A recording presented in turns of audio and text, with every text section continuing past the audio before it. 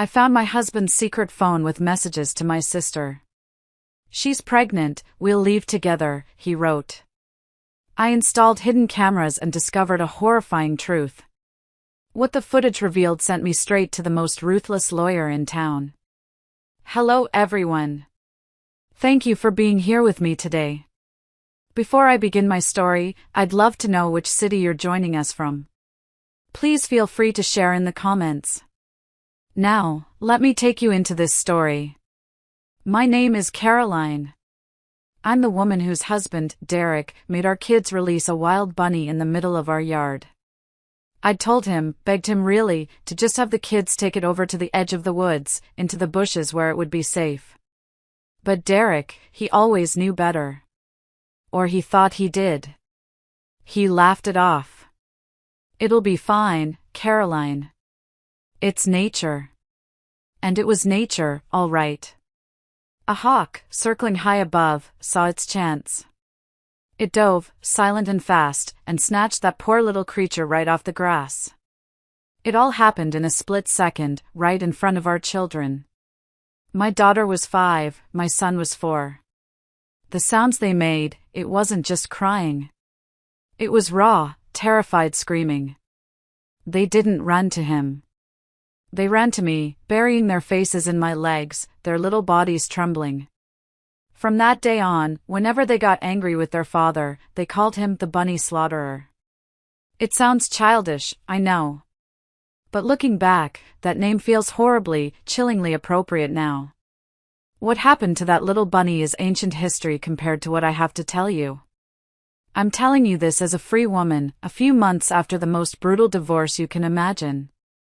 So please, make yourself a cup of tea, settle in. This is going to take a while. After the bunny incident, things in our house felt fragile. Derek was angry that I'd even mentioned it online, and it caused a huge fight. He gave me the silent treatment for a week, sleeping on the edge of the bed with his back to me like I was a stranger. I tried to smooth things over. I put the kids in timeout when they used that awful nickname for him. I just wanted peace. Eventually, Derek came around. He mumbled an apology, admitting he should have listened to me. He said he just felt defensive, that he didn't want to be wrong. I accepted it. I even apologized for posting about it. I was desperate to believe we were okay. I suggested marriage counseling, but he shut it down immediately. "There's nothing wrong with our marriage, Caroline," he'd said, with a tone that meant the conversation was over. So I let it go. For a few weeks, a strange, tense peace settled over our home. We went through the motions. We had dinner together. We watched movies. But it was like we were actors in a play about a happy family. Then, one evening, everything changed. I was tucking my daughter into bed, smoothing her hair back from her forehead. The room was quiet, lit only by her little unicorn night light. She looked up at me, her big blue eyes full of something I couldn't quite read. "Mommy," she whispered, her voice barely audible. "Can I tell you a secret? A grown-up secret?" I smiled, my heart melting a little. "Of course, sweetie. You can tell me anything." She hesitated, chewing on her lower lip. "But you have to promise you won't be mad at Daddy." A cold knot formed in my stomach. "Okay, I promise." "What is it?" Her whisper was so quiet, I had to lean in to hear it. "On the Saturdays when you go to your book club, Daddy has a special friend who comes over to play." My blood ran cold. I kept my face perfectly still. "Oh. A friend?" "Yeah," she continued, her voice gaining a little confidence. "It's Aunt Audrey." The world stopped. It just stopped. Audrey. My sister. My younger sister. I felt the air leave my lungs, but I forced myself to breathe. I had to stay calm for my daughter. "Aunt Audrey comes over? That's nice of her to visit." I tried to make my voice sound light, casual. "Yeah. But, it's a secret, she said, her eyes wide. Daddy and Aunt Audrey give us extra cookies and let us watch cartoons all day so we don't tell you. They say it's their special secret time.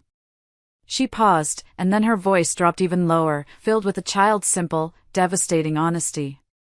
They go into your bedroom and lock the door. And sometimes I hear laughing. The kind of laughing you and Daddy used to do. I felt like I was going to be sick. I stood up, my legs shaking, and walked over to her window, pretending to look at the stars. I needed her not to see my face. Everything clicked into place with a horrifying, deafening snap. Derek's recent moodiness. His short temper with the kids. His accusations that I was the distant one. And Audrey. Audrey had been avoiding my calls for weeks, always having an excuse. I'm just so busy with work, Caro. It was all a lie. The whole time, they were. I turned back to my daughter, forcing a smile that felt like it was cracking my face. Thank you for telling me, sweetie. That was very brave of you. I kissed her forehead, my lips trembling. Now get some sleep. I walked out of her room, closing the door softly behind me. I made it to my own bathroom before my legs gave out. I slid down the wall, my hand over my mouth to stifle the sob that ripped through my chest. My husband. And my sister. In my home. In my bed.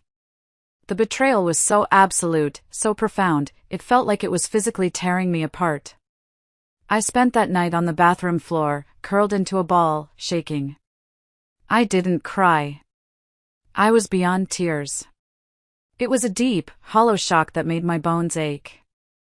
Every time I closed my eyes, I saw them. Derek. Audrey. Laughing. In my room. The image was burned into my mind. By morning, the shock had curdled into something else. A cold, hard resolve. I wasn't going to break down. I was going to find out the truth. All of it. I waited until Derek left for work, his usual peck on my cheek feeling like a brand of poison. The moment his car pulled out of the driveway, I grabbed my phone. There was only one person I could trust. My older brother, Marcus. My hands were shaking so badly I could barely dial his number. He picked up on the second ring. Hey, Caro. Everything okay? His voice was warm, familiar. It almost broke me. Marcus, I whispered, my voice cracking. I need you. The line went quiet for a second. I'm on my way. He didn't ask any questions. He just knew. An hour later, he was sitting at my kitchen table, a steaming mug of coffee in his hands, his face etched with worry. I told him everything. I told him about the bunny, about Derek's coldness, and then, the words tumbling out in a broken rush, I told him what my daughter had said. I watched his face change from concern to disbelief, and then to pure, unadulterated rage. He clenched his jaw, his knuckles white around his mug. That son of a, he stopped himself, glancing towards the hallway where the kids were playing. He took a deep breath. Caroline. I am so sorry. Is it true? I asked, my voice pleading. Do you think it's true? He looked down at his coffee, and his silence was my answer. When he finally looked up, his eyes were full of guilt. I should have said something, he mumbled. Said something? About what? A few months ago. At Mom and Dad's anniversary party, he began, his voice low. Lorraine and I saw them. Derek and Audrey. They were out on the back porch. I thought they were just talking, but he had his hand on the small of her back. And the way she was looking at him, it wasn't right. It was just for a second, and then they noticed me and pulled away. I told myself I was imagining things. That I was being paranoid. Who wants to believe that about their own brother-in-law and sister? I didn't want to cause trouble over nothing. He ran a hand through his hair, his face full of regret. God, Caroline, I should have trusted my gut. Hearing that, it wasn't a relief. It was like a confirmation of the nightmare. It was real. It had been happening right under my nose, and people had seen signs. I had seen signs. I just didn't want to believe them. It's not your fault, I said, though my voice was flat, lifeless. It's theirs. Marcus leaned forward, his eyes boring into mine. Okay. So what's the plan? We're not letting him get away with this. We're not letting her get away with this. You need proof, Caroline. Hard proof that no lawyer can argue with. What do I do? I felt lost, like a child. You fight smart, he said, his voice firm, pulling me back from the edge. You don't confront him. You don't let him know you suspect anything. You act normal. And while you're doing that, we gather evidence. We'll get him, Caro. I swear to you, we will burn his whole world to the ground. In that moment, sitting in my sunlit kitchen that suddenly felt like a crime scene, my brother's promise was the only thing holding me together. We made a pact of silence. No one else would know. Not yet. This was our war now. Marcus's words became my mantra, fight smart. That night, when Derek came home, I played my part. I asked about his day. I smiled. I pretended everything was normal, even as it felt like my insides were being shredded with glass. Every touch, every word from him was a lie, and I had to swallow it all down. The next morning, following Marcus's instructions, I used my work laptop to go online. My fingers trembled as I typed hidden nanny cams into the search bar. The results were overwhelming. Tiny cameras disguised as phone chargers, as smoke detectors, as picture frames. It felt sordid, like something out of a cheap spy movie. But this was my life now. I chose 3 different kinds, a clock for our bedroom, a USB charger for the living room, and a smoke detector for the main hallway. I also ordered a small, magnetic GPS tracker for his car. I had them shipped to Marcus's office, using my credit card, the one Derek never looked at. The purchase confirmation email felt like a declaration of war. The waiting was the hardest part. For 3 days, I lived in a state of hypervigilance. I analyzed every word Derek said, every look he gave me. I felt like I was losing my mind. The package finally arrived at Marcus's office on a Thursday. He called me. They're here. The plan was set for Saturday. My book club day. The day my daughter said Audrey always came over. The thought made me sick, but it was the perfect opportunity. I told Derek I was leaving, just like always. Have fun, he said, barely looking up from his phone.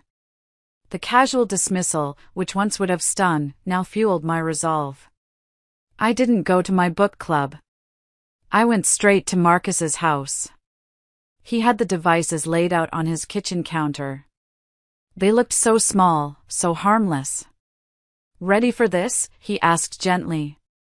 I just nodded, unable to speak. We drove back to my neighborhood and parked down the street, waiting. I'd told Derek I'd be gone for at least 4 hours. We watched as, sure enough, less than 30 minutes after I'd left, my sister Audrey's little blue sedan pulled into my driveway. My driveway. I felt a wave of nausea so strong I had to grip the dashboard. Okay, he's occupied, Marcus said, his voice grim. He won't be looking for you. Let's go. We used my spare key to get in through the back door, moving like thieves in my own home. My heart was pounding so hard I could hear it in my ears. The house was quiet, except for the faint sound of the TV from the living room. Marcus stood guard by the kitchen door while I got to work. My hands were shaking, but adrenaline took over. I swapped the digital clock on our bedside table with the new one. The camera lens was a tiny, invisible dot. In the living room, I plugged the USB charger cam into the wall outlet opposite the sofa. The smoke detector was the trickiest. I had to get a stepladder from the garage, my whole body tense, listening for any sound from the other room. I managed to switch it out, my breath held tight in my chest. Finally, the GPS tracker. We snuck out to the garage. While Marcus kept watch, I reached under the rear bumper of Derek's SUV, feeling for a flat metal surface. My fingers found a spot on the frame, and the magnet clicked satisfyingly into place. It was done. Back in Marcus's car, I pulled out my laptop and followed the instructions. One by one, the cameras connected to the Wi-Fi.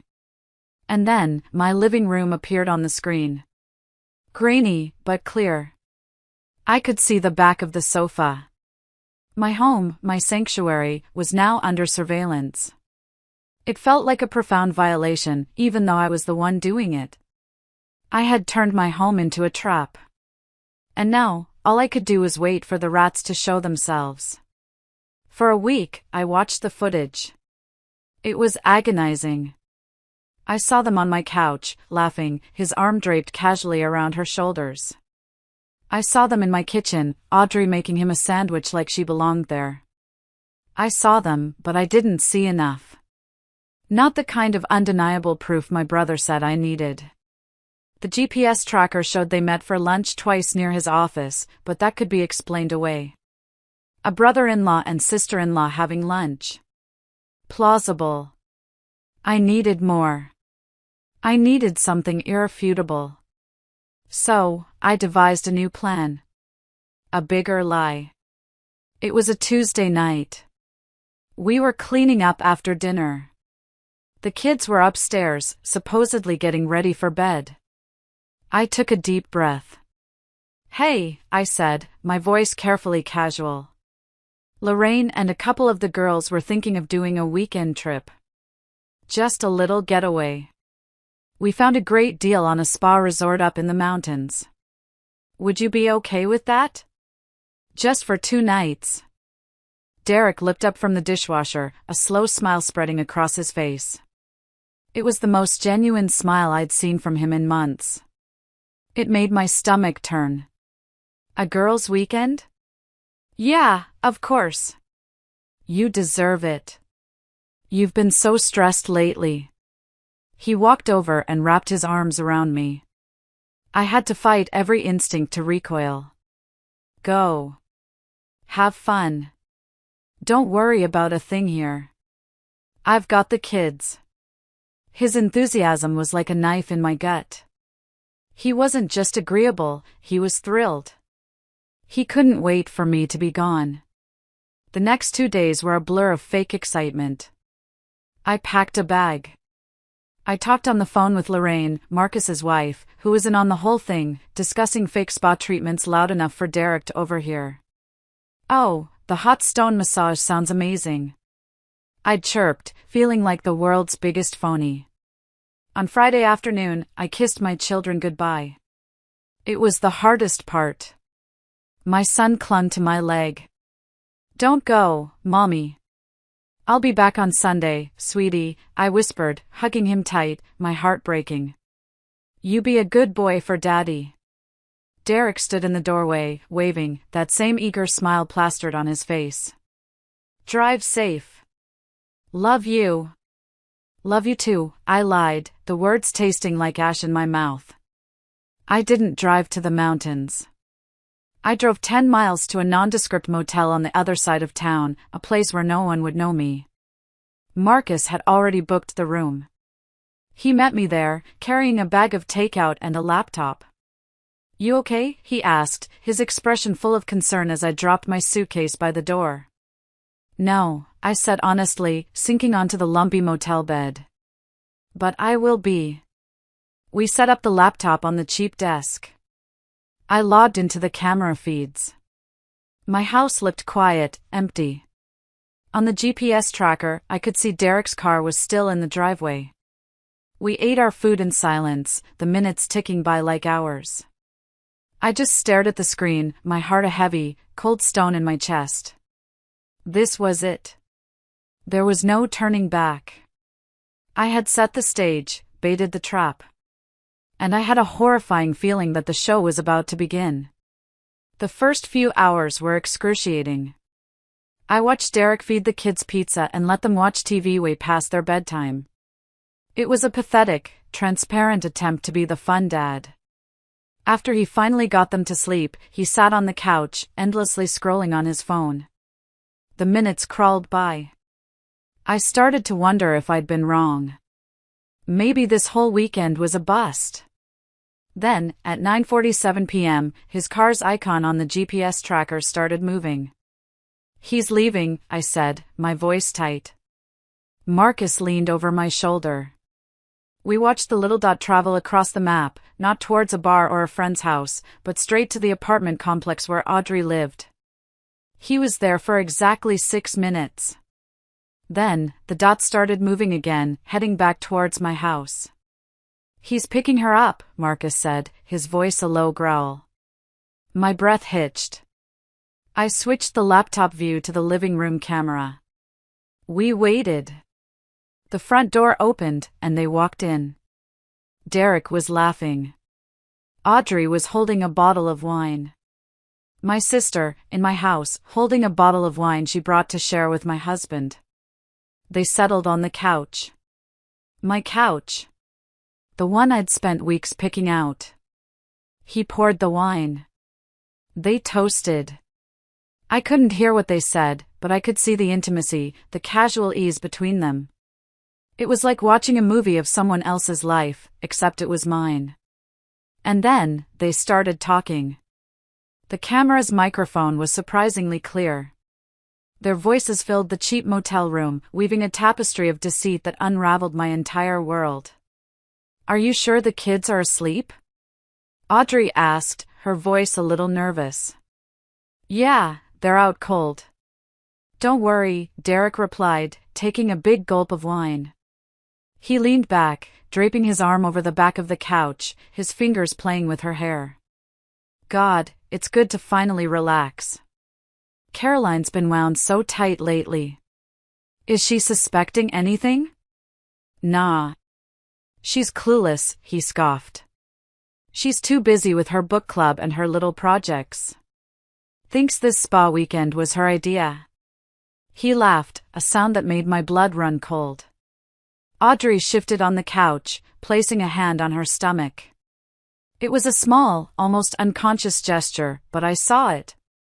And then Derek's eyes followed her hand. He moved his own hand down and placed it over hers, right on her belly.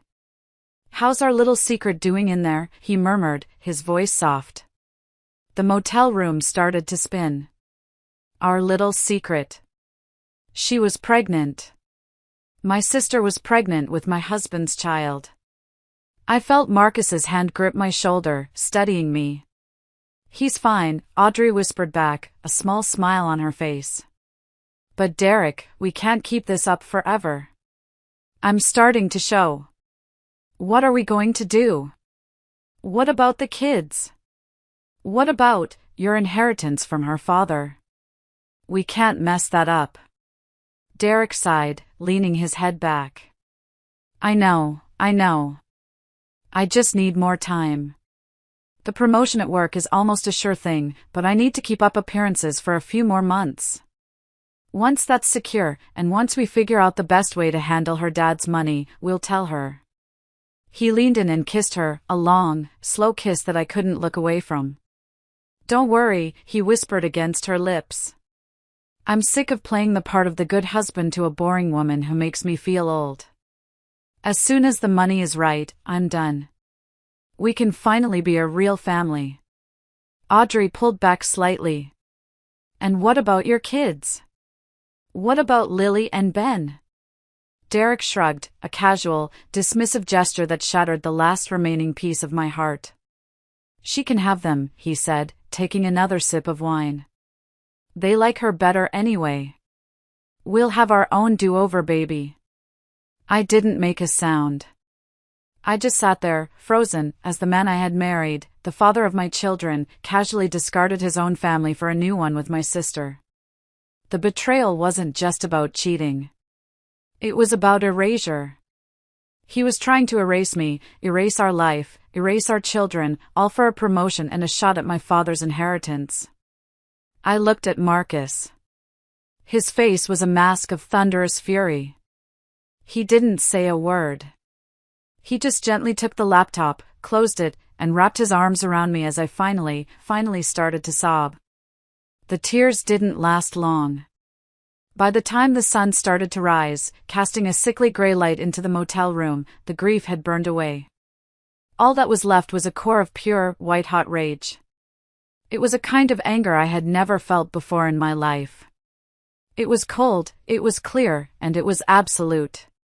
Marcus had been up all night, sitting in the uncomfortable plastic chair, watching over me. He'd made a fresh pot of terrible motel coffee. He handed me a cup. "What do you want to do?" he asked quietly. His voice was calm, but I could see the fury still simmering in his eyes. I took a sip of the bitter coffee. The heat was grounding. "I'm not going back there," I said, my voice steady, unrecognizable even to myself. "Not to him." "Okay." "I want to destroy him," I continued, the words coming out low and even. "I don't mean I want to hurt him. I mean I want to systematically dismantle his entire life. His career. His reputation. Every lie he has ever told. I want him to have nothing left. And her. I want her to be standing right next to him in the rubble." Marcus looked at me, and for the first time that night, a small, grim smile touched his lips. "Good," he said. "That's the sister I know. So, what's the first step?" I pulled the laptop towards me and opened it. I saved the video files from the night before onto a separate hard drive. Multiple copies. I felt a strange detachment, like I was an analyst compiling a report. This wasn't my life anymore, it was a case. Case file, the complete and utter betrayal. "The first step," I said, looking up at him, "is a lawyer. Not just any lawyer. I've seen the commercials on late-night TV. The ones that say, 'Are you in a fight for your life?' I want that guy." I searched online for the top divorce law firms in the state. I ignored the ones with pictures of smiling, friendly-looking people. I looked for the ones with names that sounded like they could break kneecaps. I found one. Harrison and Stone. Their website was all sharp angles and bold, aggressive fonts. I picked up the motel phone, its plastic cool against my skin. It was barely 8 a.m. "I'll make the call," Marcus offered. "No," I said, holding up a hand. "I have to do this." I dialed the number. A polite receptionist answered. "Harrison and Stone, how may I direct your call?" My voice was clear and cold. "I need to speak with your senior partner. I have an urgent and highly sensitive case." "Do you have a referral?" "No," I said. "But I have video evidence of adultery, conspiracy to commit fraud regarding a potential inheritance, and a confession of intent to abandon his children." "Tell him that. My name is Caroline Miller." There was a pause on the other end of the line. Then, "Please hold." A few minutes later, a new voice came on the line. It was deep, gravelly, and radiated impatience. "Arthur Harrison. What do you have for me?" I took a deep breath. "Mr. Harrison," I said. "I want the best, most ruthless divorce attorney you have. I don't care about the cost. I care about results. And I want to start today." There was another pause. And then I heard it. A low chuckle. "Mrs. Miller," he said. "I think you and I are going to get along just fine. Can you be at my office at 10? I hung up the phone. I looked at Marcus.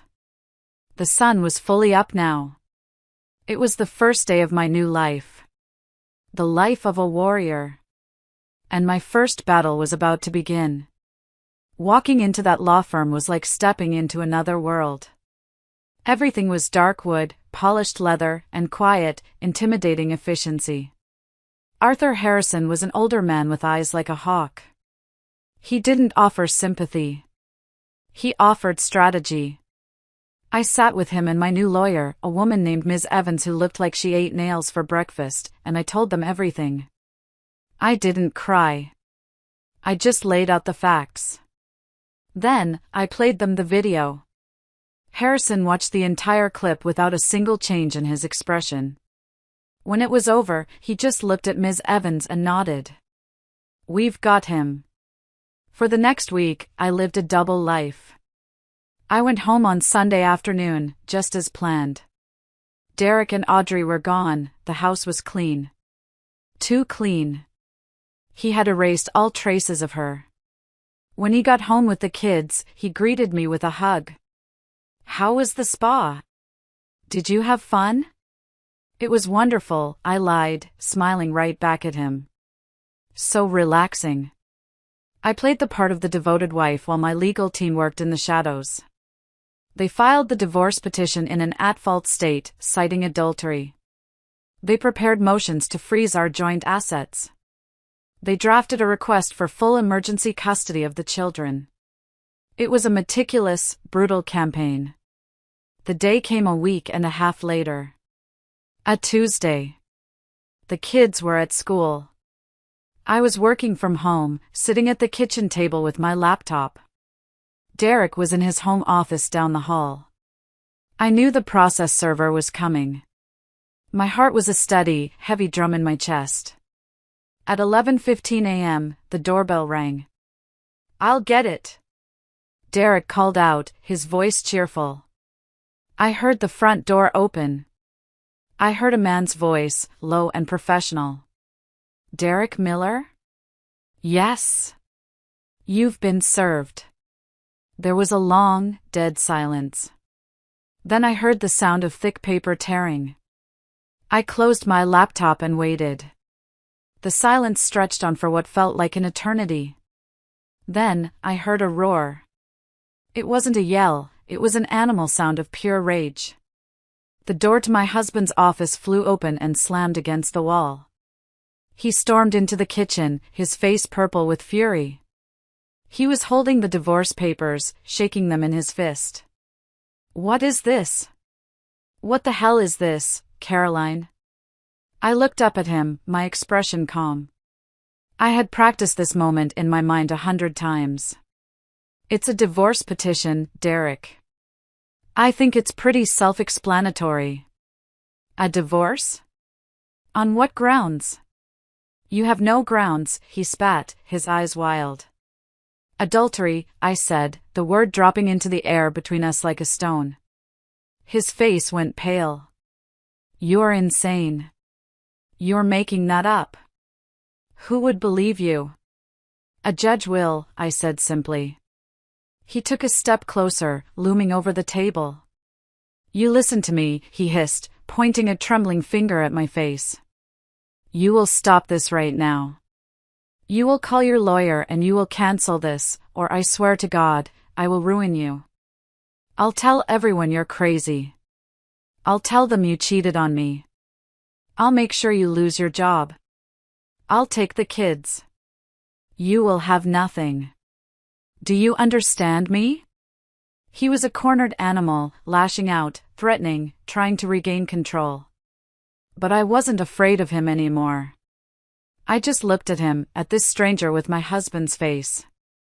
Are you done? I asked quietly. My calmness seemed to enrage him even more. He stared at me, his chest heaving. He opened his mouth to say something else, then seemed to think better of it. He turned on his heel and stormed back down the hall, slamming the bedroom door so hard a picture fell off the wall in the hallway. I didn't flinch. I just sat there, listening to the silence that followed, knowing the next move would be his. And I was ready for it. I stayed at the kitchen table, my hands resting on my cold laptop. I could hear muffled sounds from the master bedroom, drawers being opened and slammed shut, angry muttering. I pulled up the live feed from the bedroom camera on my phone, hiding it below the level of the table. And I watched. Derek was pacing the room like a caged tiger. He picked up my hairbrush from the vanity and threw it against the wall. He swept a stack of my books onto the floor. It was a pathetic, childish tantrum. Then, he stopped. He seemed to take a few deep breaths, and a strange sort of calm came over him. He walked over to the bed, sat down, and pulled out his cell phone. I watched, my breath caught in my throat, as he dialed 911. His face, which had been contorted with rage just moments before, suddenly crumpled into a mask of fear. He hunched over, making his voice sound shaky and breathless. "Yes, hello? I need help," he whimpered into the phone. "It's my wife, she's going crazy.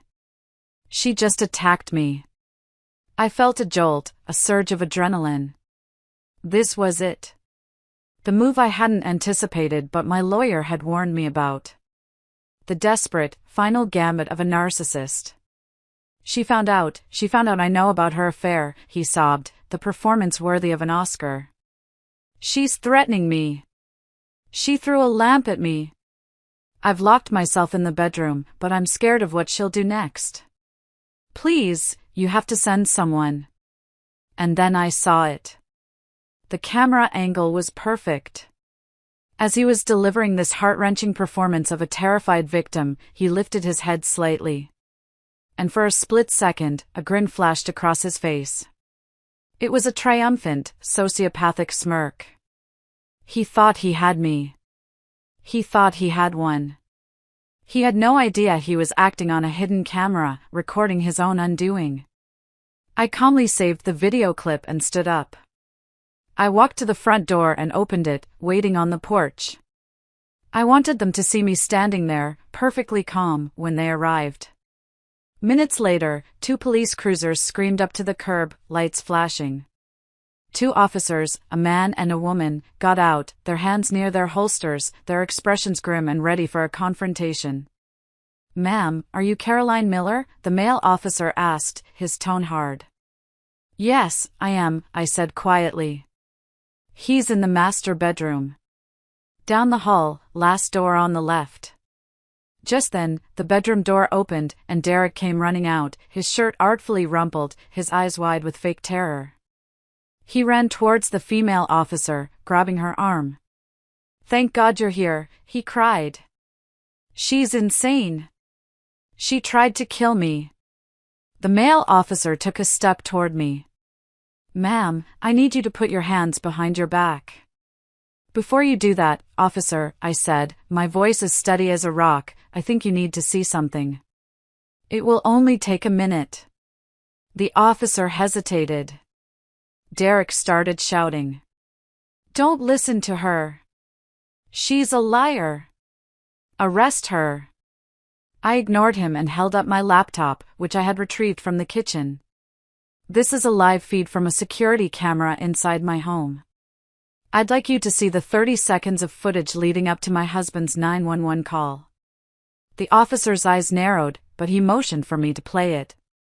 I turned the laptop around. The 4 of us stood there in my hallway as the video played on the screen. It showed Derek's tantrum. It showed him sitting on the bed. And then it showed his chilling transformation from rage to feigned panic, complete with the triumphant little smile he couldn't hide. It recorded every word of his fabricated story. I watched the officer's face.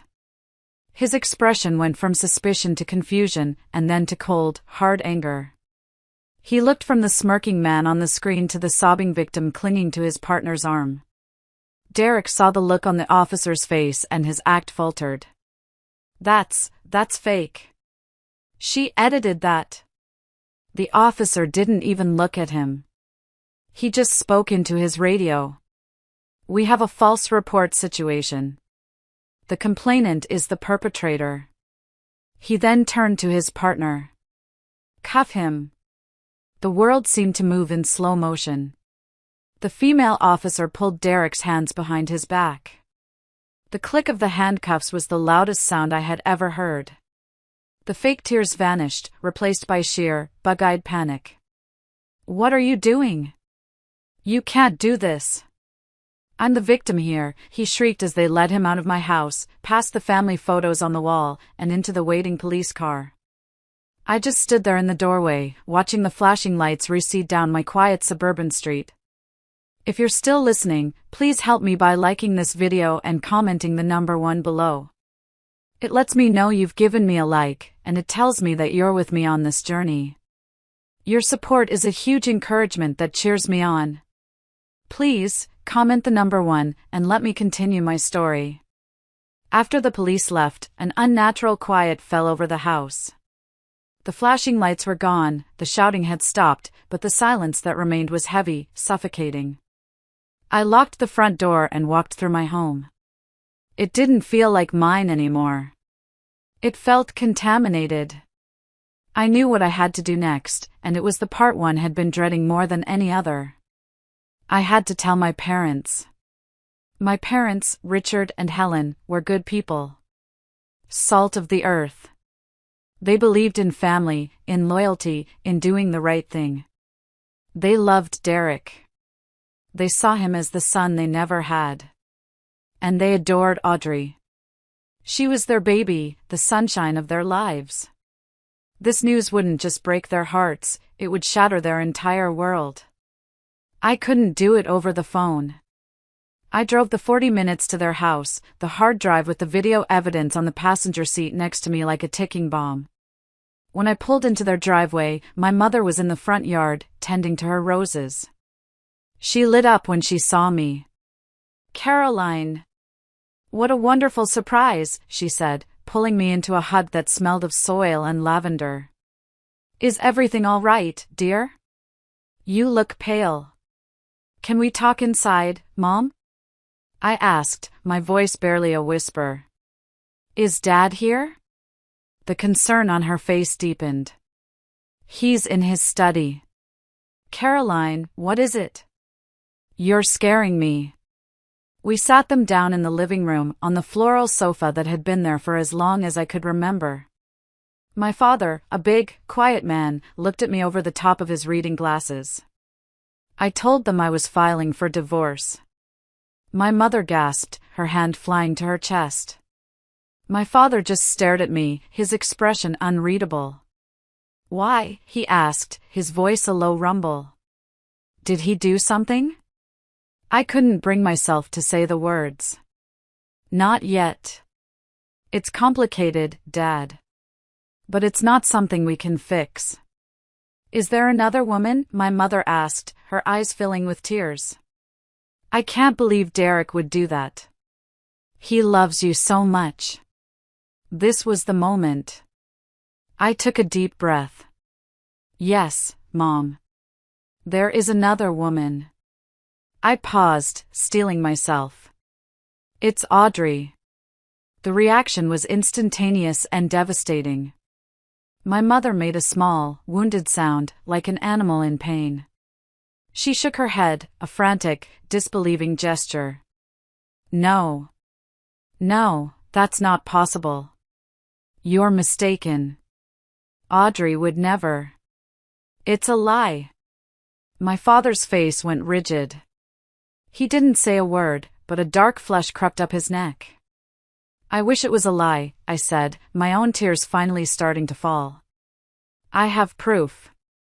I took out my laptop and placed it on the coffee table. My hands were shaking again. "I don't want to do this to you," I whispered. "But you need to see. You need to know the truth." I played them the video from the living room. The one from my girls' weekend.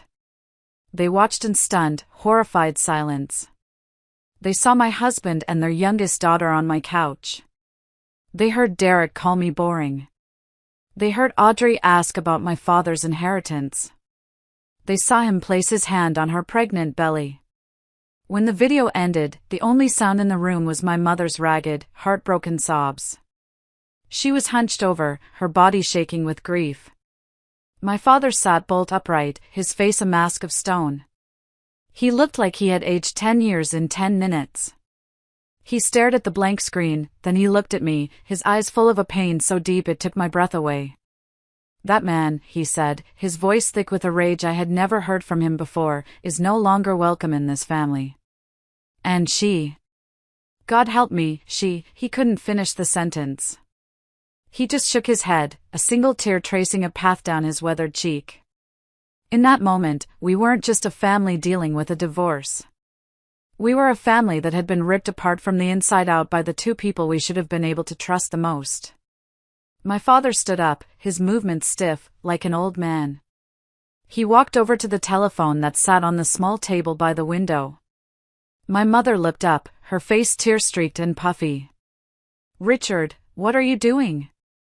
"I'm doing what needs to be done," he said, his voice flat and cold. He picked up the receiver and dialed. My heart hammered against my ribs. I knew who he was calling. He put the phone on speaker. It rang 3 times before she answered. "Hello?" Audrey's voice was bright, cheerful. It was the voice of someone who had no idea their world was about to end. "Audrey," my father said, and the name sounded like a curse on his lips. "It's your father." The cheerfulness vanished. "Dad? Is everything okay? You sound strange." "I'm with your sister," he said. There was a beat of silence on the other end. "Oh. Hi, Caro," she said, her voice suddenly cautious. "We've just seen something, Audrey," my father continued, his voice like ice. "A video. A video of you and Derek, in Caroline's house, on Caroline's couch. A video of him with his hand on your stomach." The silence that followed was deafening. I could practically hear the gears turning in her head, the desperate search for a lie. I don't know what you're talking about," she stammered. "Caroline is probably making things up. She's been acting crazy lately." "Don't you dare," my father roared, his voice cracking with fury and pain. "Don't you dare call your sister a liar. We saw it with our own eyes. We heard every word. We heard you talk about my money. We know you are pregnant with his child." He took a deep, shuddering breath. "We did not raise you to be a homewrecker, especially not your own sisters. We did not raise you to be a selfish, greedy, immoral person." "Dad, please, let me explain," she started, her voice now panicked. "There is nothing to explain," he cut her off. "From this moment on, you are no longer our daughter. Don't call this house. Don't come to our door. You have made your choice. You have destroyed this family." My mother was sobbing openly now, her face buried in her hands. "You have a new family now with that creature. Go to them. We are done." He slammed the phone down into its cradle.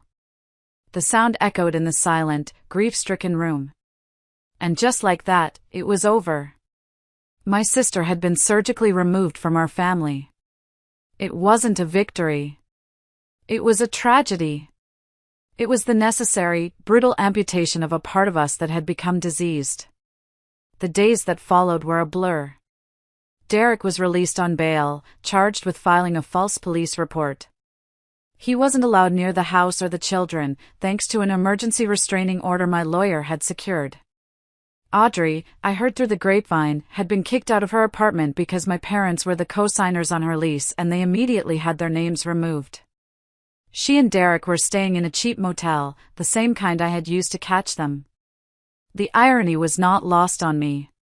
My lawyer arranged a time for them to come and collect their belongings.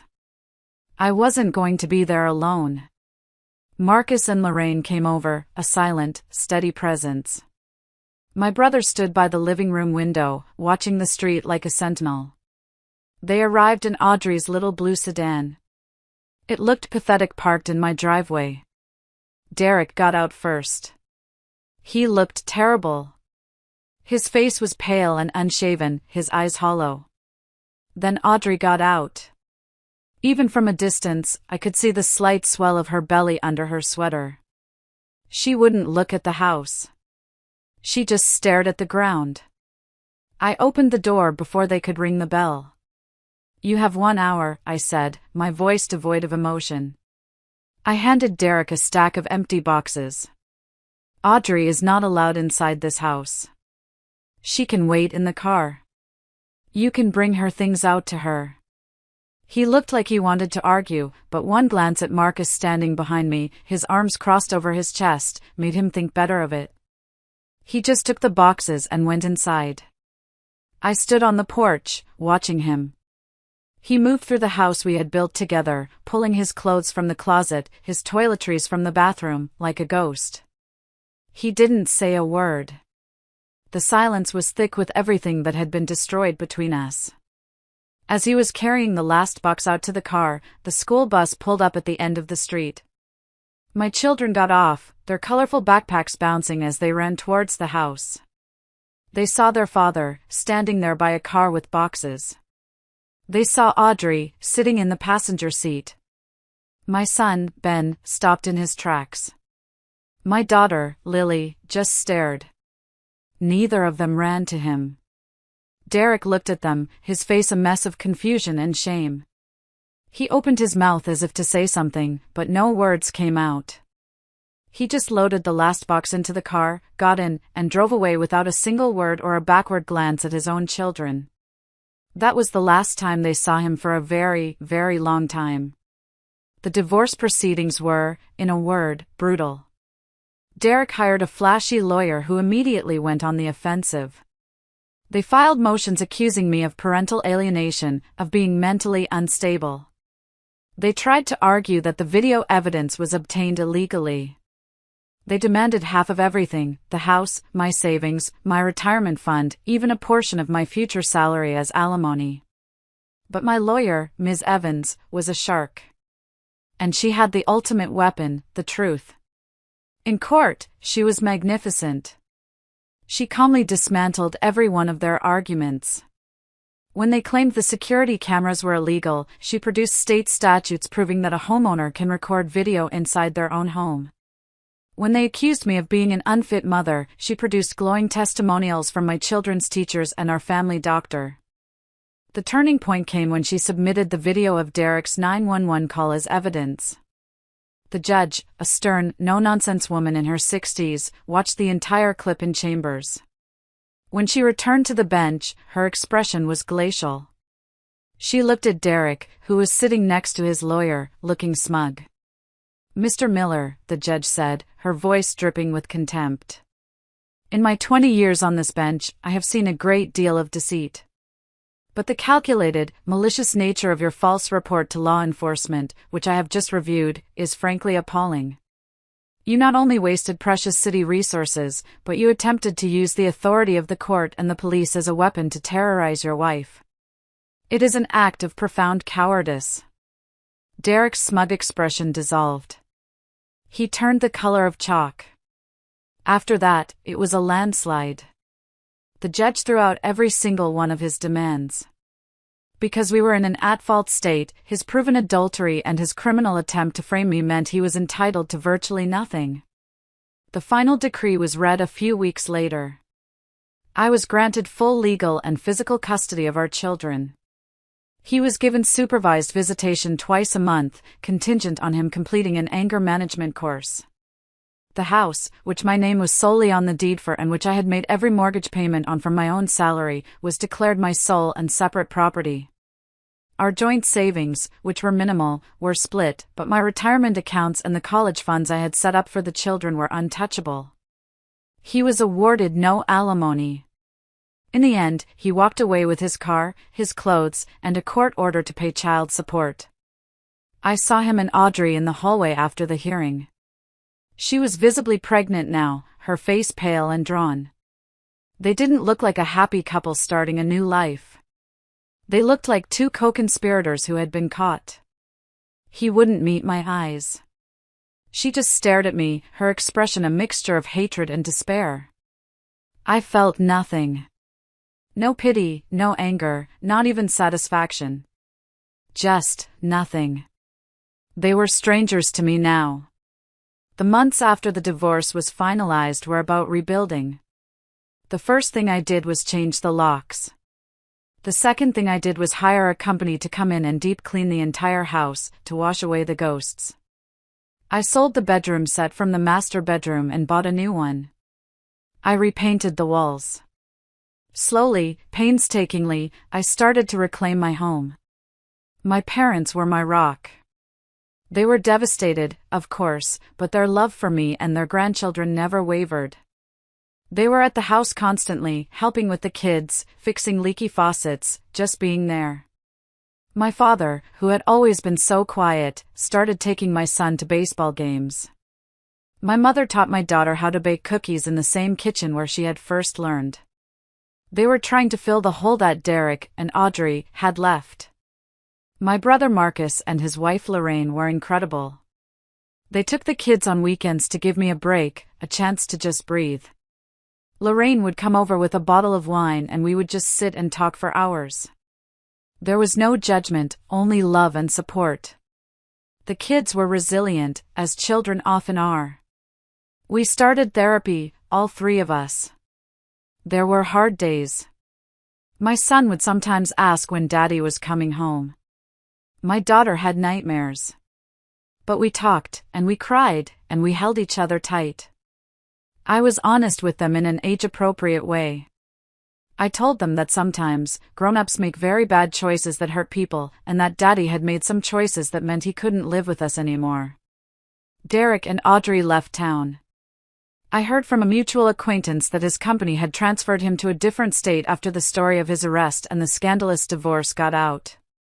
His promotion, the one he had sold his family for, never materialized. They were starting over, somewhere else, with their do-over baby. I tried not to think about them. They were a chapter of my life that was now closed. Slowly, a new normal began to emerge. A quieter, simpler life. It was a life centered on my children, my family, and my own healing. There were evenings spent doing homework at the kitchen table, weekends filled with soccer games and trips to the park. One day, I was sitting on the porch, watching the kids play in the yard, and a feeling of peace washed over me. It was the first time I had felt truly, deeply peaceful in over a year. The storm was over. We had survived. It's been over a year now since the divorce was finalized. Life is good. It's not the life I planned, not the one I dreamed of when I walked down the aisle all those years ago, but it's a good life. It's an honest life. My children are thriving. They are happy and healthy and surrounded by so much love. They rarely mention their father anymore. When they do, it's without anger or sadness, just a simple statement of fact. My parents are still my biggest supporters. Our bond, forged in the fires of that terrible time, is stronger than ever. They never speak Audrey's name. To them, she is simply gone. I know it pains them deeply, a wound that will never fully heal, but they have focused all their energy on what's left of our family. Sometimes, late at night, when the house is quiet, I think about it all. I think about the signs I missed, the little lies I chose to ignore because the truth was too painful to face. I wore rose-colored glasses for my entire marriage, and it took a child's whisper to finally make me take them off. The scars are still there, of course. A betrayal that deep doesn't just disappear. But they don't hurt anymore. They're just a part of me now, a reminder of what I endured and what I survived. A reminder of how strong I can be when I have to be. I don't know what happened to Derek and Audrey, and I don't care to know. I hope, for the sake of that innocent child they brought into the world, that they somehow managed to find a sliver of the integrity they so carelessly threw away. That baby deserves better than the lies that created it. Thank you for listening to my story. I know it was a lot. But sharing it, it feels like the final step in closing that chapter for good. If you've been through something similar, or if you just listened to my story and it touched you in some way, please feel free to share your thoughts in the comments below. Knowing we're not alone in these struggles, it means everything. Thank you for being here.